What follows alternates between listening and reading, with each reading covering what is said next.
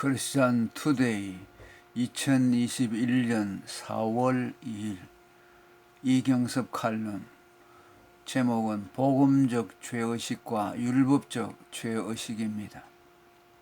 복음주의자들은 복음과 율법을 가까이 놓는 것을 불편해하며 가능한 한 둘을 멀리 띄어놓는 것을 상책이라 생각합니다.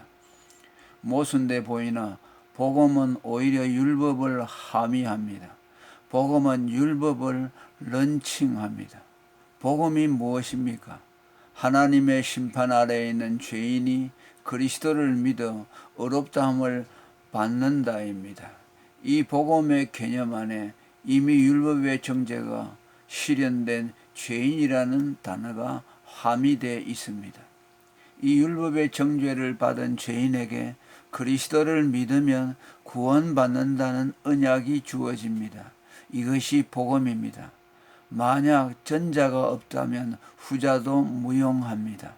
율법에 의해 죄인으로 정죄받고 그리스도께로 가니 믿음으로 의롭다함을 받아 그에게서 복음이 구현됩니다. 이처럼 율법과 복음은 불가분리입니다. 다시 말하지만 율법이 구원의 조건이 될 때 잘못된 것이지 죄인을 정죄하는 것은 그것이 제대로 역할을 한 것입니다. 율법의 정죄를 받지 못한 자는 구원의 필요성도 못 느끼고 나아가 구원자 그리스도께로 가지도 않습니다. 죄인을 정죄하여 그리스도께로 인도하는 소위 율법의 몽학선생 역할이 바로 이것입니다. 복음과 율법을 분리시키는 것은 난센스입니다. 복음 안에서의 죄의식, 복음 밖에서의 죄의식. 자연인의 죄의식은 대개 그가 받은 도덕, 교양, 종교 교육으로부터 나옵니다. 그리고 그것들의 함양 정도에 따라 죄의식도 차이가 납니다.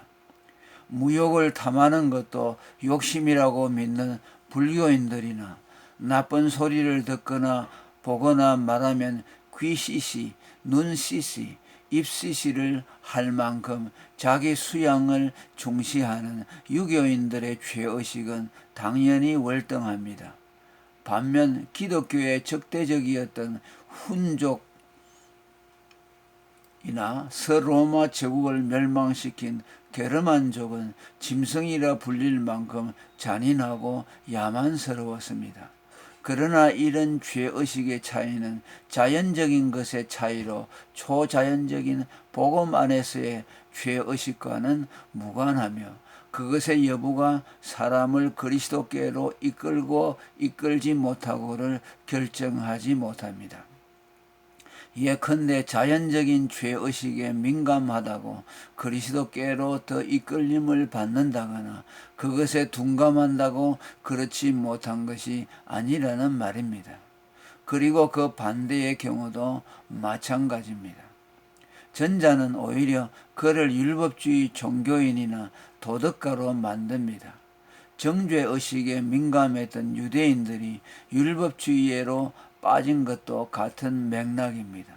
그가 어떤 종류의 사람이든 복음 안에서의 죄의식만이 그를 그리스도께로 이끕니다. 이처럼 죄의식에도 도덕, 교양, 종교로 함양된 자연인의 죄의식과 성령으로 말미암은 복음 안에 죄의식이 있으며 이 중 사람을 그리스도께로 이끄는 것은 후자라는 것을 알 수 있습니다. 그가 그리스도께로 인도받은 후엔 이제껏 자기가 가졌던 죄의식이 자연인의 허위의식임을 깨닫고 그것의 불필요한 눌림에서 벗어납니다. 예수님이 죄를 피하려고 온갖 결례의식을 엄수하는 바리새인 서기관들을 향해 외식자라고 한 것은 그것이 그들을 율법주의자로 만들어 그리스도께로 가는 것을 막는 자연인의 죄의식에서 나왔기 때문입니다. 이 복음 안에서의 죄의식은 예수님이 성령 강림 후 그의 제자들에게 전혀 다른 죄의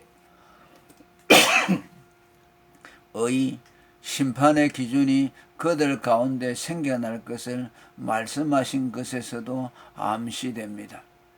그가 와서 죄에 대하여 의에 대하여 심판에 대하여 세상을 책망하시리라. 죄에 대하여라 하면 저희가 나를 믿지 아니하며 의에 대하여라 하면 내가 아버지께로 가니 너희가 다시 나를 보지 못하며. 요한복음 16장 8절에서 10절. 그들이 이전엔 도덕적이고 율법적인 죄만 알았는데 이후로 성령으로 말미암은 복음 안에서의 죄 개념을 갖게 될 것이고, 그 결과 하나님의 아들을 믿지 않는 것이 가장 큰 죄임을 알게 된다는 뜻입니다. 모세의 율법을 피한 자도 두세 증인을 인하여 불쌍히 여김을 받지 못하고 죽었거든 하물며 하나님 아들을 밟고 자기를 거룩하게 한 언약의 피를 부정한 것으로 여기고 은혜의 성령을 욕되게 하는 자에 당연히 받을 형벌이 얼마나 더 중하겠느냐. 히브리서 10장 28절에서 29절.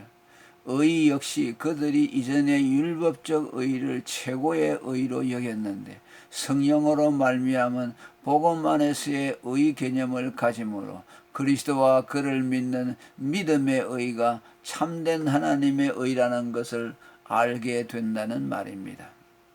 죄의식이 바뀌니 의의식도 바뀌어 그리스도를 안 믿는 것이 대죄요 그리스도를 유일한 의로 믿게 된다는 것입니다.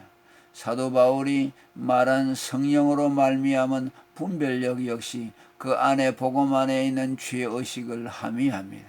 우리가 세상의 영을 받지 아니하고 오직 하나님께로 온 영을 받았으니 이는 우리로 하여금 하나님께서 우리에게 은혜로 주신 것들을 알게 하려 하심이라. 신령한 일은 신령한 것으로 분별하느니라. 고린도전서 2장 12절에서 13절. 하나님께로 온 영을 받아 분별력이 생기면 사람 안에 복음 안에서의 죄의식이 새롭게 생겨난다는 말입니다. 물론 성령 없는 미중생자 자연인에게는 그것이 불가능합니다. 육에 속한 사람은 하나님의 성령의 일을 받지 아니하나니 저희에게는 미련하게 보이며 또 깨닫지도 못하나니 이런 일은 영적으로라야 분별함이니라. 고린도전서 2장 14절. 복음 안에서의 죄의식은 결코 사람을 자포자기적인 절망의 나락으로 빠뜨리는 법이 없습니다.